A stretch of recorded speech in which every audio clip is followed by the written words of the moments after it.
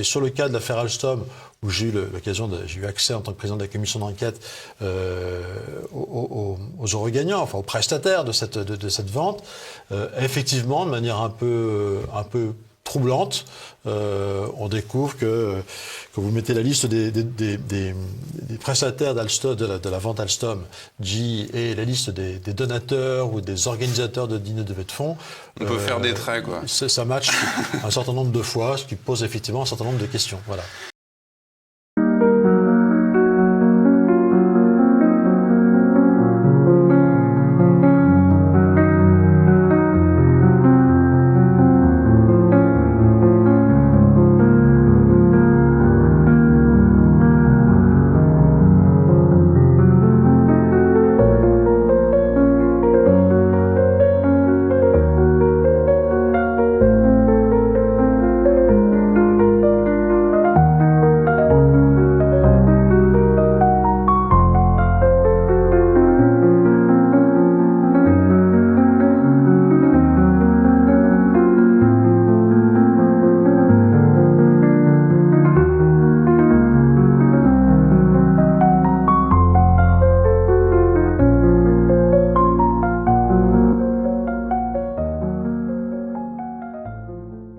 Peut-être qu'un jour nous aurons la vérité d'Alstom. Peut-être qu'un jour le parquet national financier pourra établir si oui ou non M. Macron a été un agent des États-Unis pour vendre Alstom, a été un agent pour l'équipe technique à la fin. Peut-être qu'on le saura, peut-être qu'on le saura.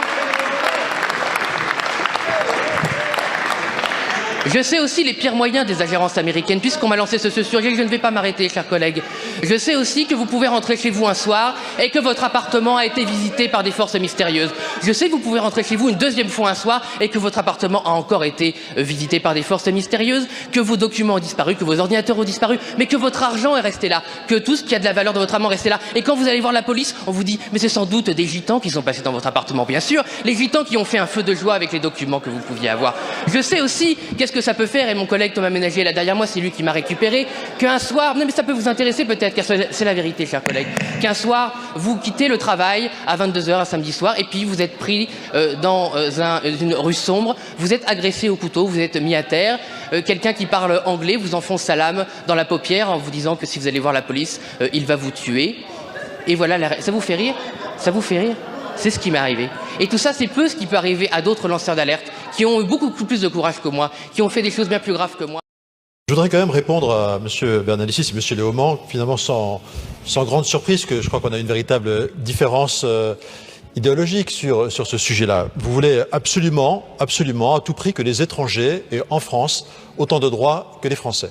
Eh bien non, et je vous rappelle que ça ne heurte pas nos principes constitutionnels que de soutenir la thèse contraire, puisque le Conseil constitutionnel, dans une QPC du 23 mai 2025, a rappelé qu'aucun principe, non plus qu'aucune règle de valeur constitutionnelle, n'assure aux étrangers des droits de caractère général et absolu d'accès au séjour sur le territoire national. Donc oui, Monsieur Léaumont, oui, Monsieur Bernalicis, il y a une différence entre les droits absolus d'un citoyen français sur le territoire de la République et les droits relatifs que le législateur a le droit d'encadrer pour des raisons de sécurité, d'ordre public, de protection de la sécurité des Français, sans porter atteinte à quelques principes constitutionnels que ce soit, contrairement à ce que vous affirmez. Merci. Je voudrais d'abord répondre personnellement à Mme Torigna que rien, absolument rien ne l'autorise à dire que ces mesures sont xénophobes, que cet amendement que j'ai personnellement introduit est xénophobe. Pourquoi est-ce qu'il n'est pas xénophobe, Madame Torigna? C'est parce qu'il ne vise pas tous les étrangers. Évidemment, ce serait absurde et ce serait scandaleux. Vous auriez raison dans ce cas-là. Il vise des étrangers dangereux. Des étrangers dangereux. Et ça, vous êtes incapables. Vous faites en permanence cet amalgame entre le fait que les étrangers dangereux qui sont l'objet de ce texte et l'ensemble des étrangers. Ça, c'est très irrespectueux pour nos concitoyens étrangers sur le sol français. Je crois qu'ils ne sont pas tous à mettre dans le même sac, comme vous semblez le faire à longueur de débat sur ce texte. Vous avez évoqué aussi le fait qu'il s'agissait de personnes vulnérables. Visiblement, vous n'avez pas lu le texte, Madame Torigna. Vous n'avez pas lu le texte, on ne parle pas de personnes vulnérables, on parle de gens qui ont été condamnés à une peine d'interdiction du territoire français, ce ne sont pas des petits anges, on parle de gens qui ont été condamnés pour du trafic de drogue, pour du proxénétisme, pour du viol, pour des agressions sexuelles. Reprenez la liste des 14 séries d'infractions qui justifient que les gens seront dans le régime que nous évoquons. Le régime des 210 jours, il s'appliquera à des gens effectivement dangereux. Il ne s'applique pas à des petits anges, Madame Torigna. La parole est à Monsieur Olivier Marleix. Merci, Monsieur le Président. Monsieur le Premier ministre, la presse s'est fait écho d'un potentiel conflit d'intérêts concernant l'actuel secrétaire général de la présidence de la République. Dans ses différents postes, à l'Agence des participations de l'État, comme directeur adjoint et enfin comme directeur de cabinet de 2 ministres de l'économie, ce haut fonctionnaire a été amené à connaître des décisions de financement, de crédit à l'export ou de garantie de l'État pour aider le croisiériste italo-suisse MSC. Le risque de mélange des genres était tel qu'il avait amené la commission de déontologie, fait rarissime, à s'opposer en avril 2014 à son pantouflage chez MSC. Or, à l'automne 2016, Alexis Kohler a finalement rejoint MSC en qualité de directeur financier. À cette date, la période de 3 ans qui interdit à tout agent public de rejoindre une entreprise privée avec laquelle il a eu à traiter dans le cadre de ses fonctions, en la contrôlant, en la surveillant, en formulant des avis la concernant, n'était pourtant pas écoulée. Contrevenir à cette règle des 3 ans, c'est commettre un délit, Monsieur le Premier ministre, le délit de prise illégale d'intérêt défini à l'article L. 432-13 du Code pénal et puni de 3 ans d'emprisonnement. Cette question, Monsieur le Premier ministre, ce n'est évidemment pas à vous d'y répondre. Ce n'est pas à vous d'y répondre, mais désormais à l'autorité judiciaire. Votre responsabilité, en revanche, c'est qu'il ne doit pas y avoir de risque de collusion entre la défense des intérêts publics et de défense des quelques intérêts privés dans notre pays. Le doute sur la morale publique est un poison pour notre République. L'an dernier, votre gouvernement a présenté avec tambour et trompette une loi de moralisation qui a soigneusement repoussé tous les amendements concernant la haute fonction publique. Fort heureusement, notre commission des lois, à l'initiative de sa présidente, a créé une commission d'information qui a fait 2 propositions principales pour mieux encadrer le pantouflage. Rendre enfin publics les avis de la commission déontologie et la rendre indépendante, proposition adoptée à l'unanimité de tous les groupes de la commission des lois. Depuis, votre gouvernement a freiné des cas de fer. Ma question, Monsieur le Premier ministre, est donc la suivante. Comptez-vous enfin vous engager pour mieux encadrer les conflits d'intérêts dans notre pays et éviter toute collusion entre la haute fonction publique et le monde des affaires? Et André Berkoff fait un face-à-face et commence déjà la discussion avec Olivier Marleix, député LR d'Eure-et-Loir, ancien président de la commission d'enquête parlementaire sur les décisions de l'État en matière de politique industrielle et auteur de ce livre, Les liquidateurs, aux éditions Robert Laffont. Et je dirais aussi qu'Olivier Marleix, ce n'est pas négligeable, a reçu en 2020 un prix éthique de l'association Anticor qui, comme vous le savez, traque les corruptions. Et j'ai bien aimé dans la page de garde, pendant la 4e de couverture de votre livre, Olivier Marleix, vous dites « Depuis 40 ans, une élite veut liquider la France. Depuis 2017, cette élite est au pouvoir. » Elle n'existait pas avant ? Si, bah, c'est ma thèse d'ailleurs, elle existait déjà. Mais j'ai vraiment essayé dans ce livre, c'est une question que je me suis posée à moi-même d'ailleurs, finalement c'est quoi le macronisme? Il vient de la gauche, il a été, les Français semblent l'avoir oublié, il a été le bras droit de François Hollande pendant 5 ans sur les questions économiques. Donc vraiment le lieutenant, celui qui a pensé la politique économique brillante de François Hollande, brillante était évidemment dit en rien, de François Hollande. Et là il essaie depuis 4 ans de nous faire croire qu'il serait de droite et que la droite devrait disparaître puisque finalement il est là. Donc finalement c'est quoi le macronisme dans tout ça?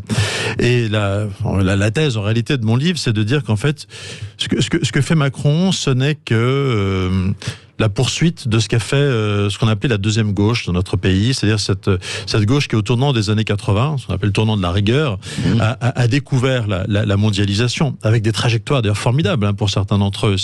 C'est bon, Jacques Delors qui part à la Commission européenne, c'est l'ami qui part qui est d'IRCAB adjoint de Mauroy à Matignon, on fait les nationalisations, etc. Le type il part à la Commission européenne et il termine patron de l'OMC, le grand marché mondial, l'Organisation mondiale du commerce, absolument. Voilà. Donc c'est toute cette gauche qui découvre la mondialisation. Dominique Strauss-Kahn, qui devient FMI, etc. Oui. Cette gauche qui en fait est déjà très mondialiste dans sa tête. Elle est sur les questions migratoires. Le grand Michelet, à la fin du 19e siècle, disait que la gauche était mondialiste, que c'était son péché. Et donc eux, ils sont mondialistes, mais ils découvrent la mondialisation financière. Et ils découvrent une mondialisation financière au pire moment, c'est-à-dire au moment moment où l'échange mondial devient un truc un peu gore, comme diraient les jeunes, c'est-à-dire où vous avez la Chine qui arrive là-dedans, qui fait du capitalisme d'État, vous avez un agent fou qui circule sur la planète, et finalement, ce grand capitalisme mondial, il n'a pas toutes les règles qu'il faudrait, puisqu'on peut produire 2 euros de l'heure en Chine, vendre sur des marchés matures comme en Europe, et mettre ses dividendes dans un paradis fiscal. Et finalement, on a mis ensemble des gens qui étaient à des degrés extrêmement... Bien sûr. Et donc, le macronisme s'est porté à son paroxysme, le travail de cette seconde gauche, qui existait déjà, et qui est... Et alors, ce qu'elle a pour moi de tout à fait... là où c'est le plus choquant, c'est qu'en réalité, face à cette espèce de... cette mondialisation débridée des échanges, et bien évidemment ça fait de la casse. Ça fait de la casse dans les vieilles économies industrielles comme les nôtres. Et donc il faut déployer toujours plus de redistribution pour éviter la révolte. Toujours plus de redistribution. Alain Minc a très bien théorisé dans les années 2005 dans un petit essai qui s'appelait ce monde qui vient, où il dit qu'il faut que l'avenir c'est le grand marché mondial et de la redistribution, de la social-démocratie. Moi, ce que j'appelle la serpillière sociale, en fait. Voilà. Et cette logique, on découvre aujourd'hui qu'elle n'est plus soutenable, parce que l'État ne peut pas s'endetter indéfiniment. Et puis, ce qu'il est en train de faire. Voilà. Donc il y a un moment où ce ne sera plus possible. Et puis surtout, cette redistribution, c'est toujours plus de prélèvements sur les Français, sur les entreprises, et donc c'est toujours moins d'efficacité dans cette mondialisation. On nous met des boulets aux pieds et on nous dit allez nager dans le grand bain de la mondialisation. Et donc aujourd'hui, on arrive, je pense vraiment, au bout du système. On va sortir de la crise du Covid, où les Français vont avoir une demande de biens publics, de plus d'hôpital, plus de maisons de retraite, ou en tout cas mieux d'hôpital, mieux de maisons de retraite, plus d'équipements, plus d'éducation, etc., plus de biens publics, et en réalité on aura moins que jamais les moyens de leur offrir. Donc il va falloir inventer autre chose, et en terminer avec le macronisme.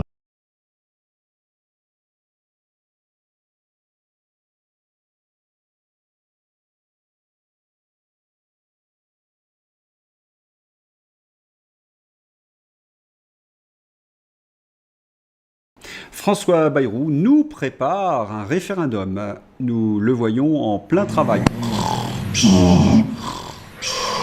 Merci François Bayrou.